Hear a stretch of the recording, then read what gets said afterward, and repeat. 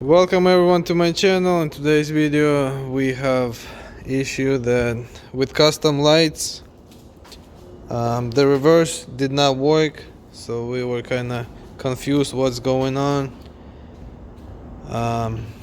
and we tested the wires. There is a power going to that reverse, and it's a red wire, this one right here. And so the issue is, just take it off.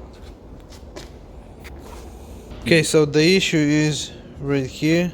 This is the reverse light. Once you remove that, these were covered Like that, with green, with the green stuff, so the contact did not get to it. When you lock it, they do not get to the it doesn't touch the contacts. yeah, it doesn't touch the contact, so that's why there is no power to it.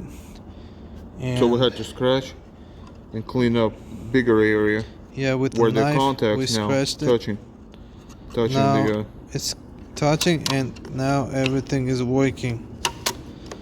So guys, if this video was helpful, please like the video and also subscribe to my channel.